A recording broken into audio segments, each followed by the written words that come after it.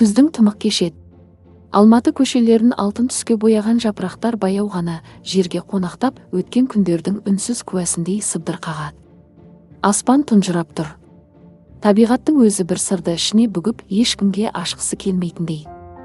Арман жалғыз келе жатты. Оның қадамдары ауыр, жүрегі одан да ауыр. Жылдар өтсе де, өткеннің ізі өшпепті. Кейбір жаралар уақытпен жазылмайды екен, тек тереңдей береді. Ол қаланың шет жағындағы ескі антиквариат дүкенінің алдында тоқтады.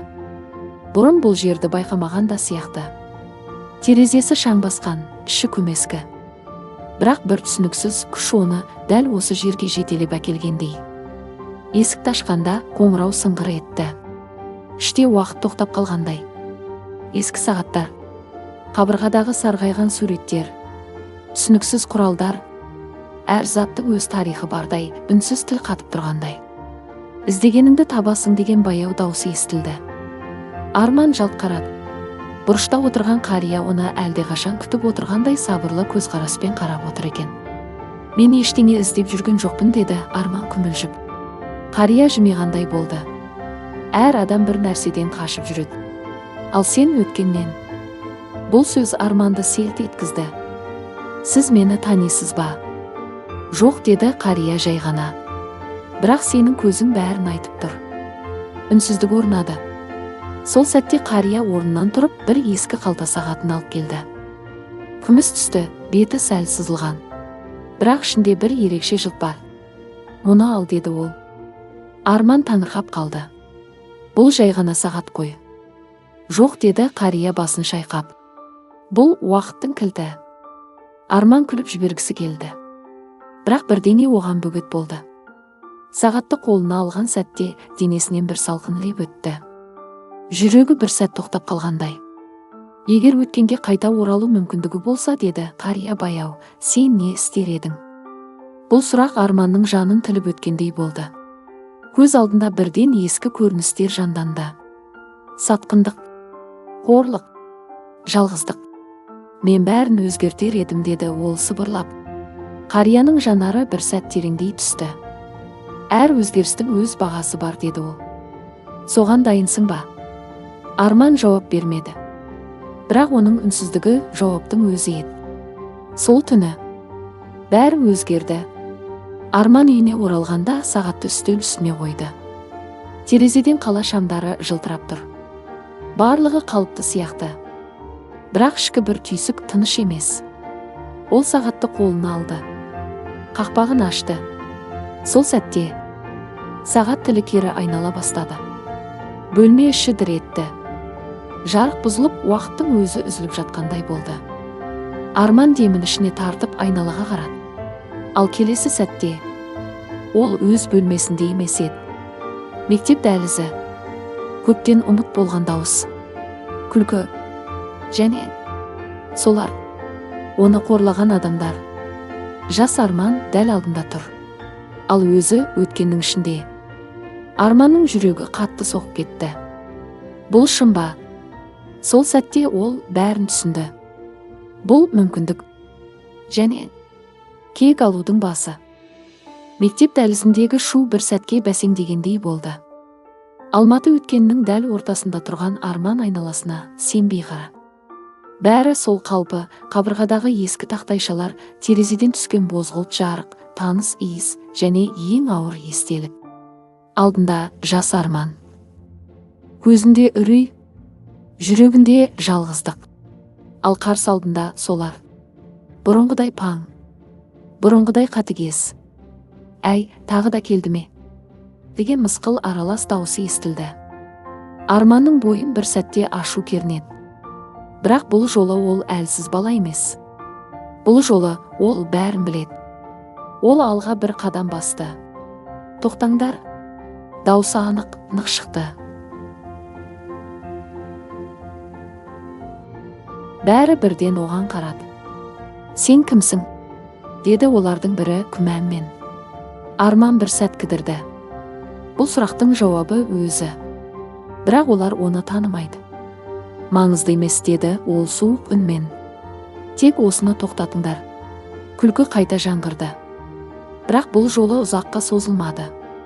Арман олардың бірінің қолынан итеріп жіберді. Жетер. Сол сәтте бәрі өзгерді. Кішкентай ғана әрекет. Бірақ уақыт үшін бұл жаңа бұрылыс. Балалар шегініп қалды. Бірі ашуланды, бірі абдырап. Бірақ сол күнгі қорлық болмады. Жас Арман таңырқап тұр. Ал үлкен Арман оның көзіне бір сәт қарады. Сол көзқараста алғыста түсінбестік те бар еді. Кенет бәрі бұлдырай бастады. Дыбыстар алыстап, көрініс бұзылды. Арман қайтадан жарықтың ортасында қалғандай болды. Сосын тыныштық. Ол көзін ашты. Тағы да өз бөлмесінде. Тыныс алып жан-жағына қарады. Болды ма? Бәрі аяқталғандай. Ол жеңіл күрсінді. Жүрегіндегі бір ауыр жүк кеткендей болды. Бірақ бірдеңе дұрыс емес еді. Бөлме өзгерген. Ұсақ түйек, бірақ бөтен. Қабырғада бұрын болмаған сурет ілулі тұр. Үстел үстіндегі кітаптар басқа. Айнаға қарағанда өз бейнесі де өзгеше көрінді. Көзқарасы суықтау, жүзі қаталдау. Телефон шырылдады. Экранда бейтаныс есім. Арман күмәнмен көтерді. Алло, сен қайдасың? Деген суық дауыс шықты. Біз сені жарты сағаттан бері күтіп отырмыз. Кім? Ойынды ұмытып қалдың ба? Деді әлгі дауыс. Бұл жолы сен шегінбейсің деп келіскенбіз. Қоңырау үзіліп кетті. Арманның жүрегі шым ете қалды. Қандай ойын? Ол асығыс сыртқа шықты. Көше таныс. Бірақ адамдардың көзқарасы басқаша. Біреу оны көріп сыбырласып өтті. Бұл сол ма? Иә, өзі. Арманның іші мұздап кетті. Ол бірден түсінді. Өткенді өзгерткен сәт, болашақты да өзгерткен. Бірақ қалай? Жауап көп күттірмеді. Ол бір витринаның әйнегінен өз бейнесін көрді. Киімі қымбат. Жүзі суық. Көзінде бұрын болмаған қаталдық. Бұл ол емес. Немесе енді ол осы. Арман артқа шегінді. Мен не істедім? Сол сәтте қалтадағы сағат тағы да дір ете қалды. Уақыт тағы да қозғала бастады.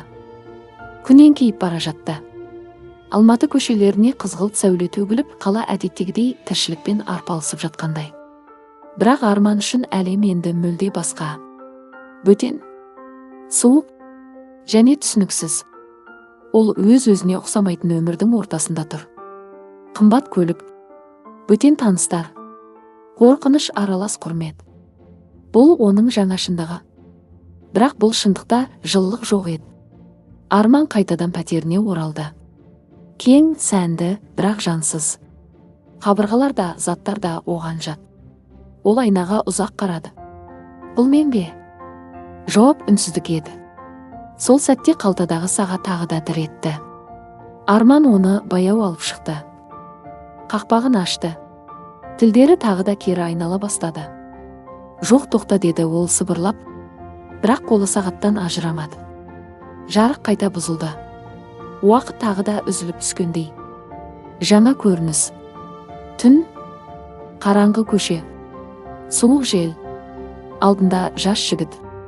Таныс, өте таныс. Бұл Нұржан. Сол ең жақын досы болған. Кейін сатқындық жасаған. Сол бір оқиға бәрін өзгерткен еді.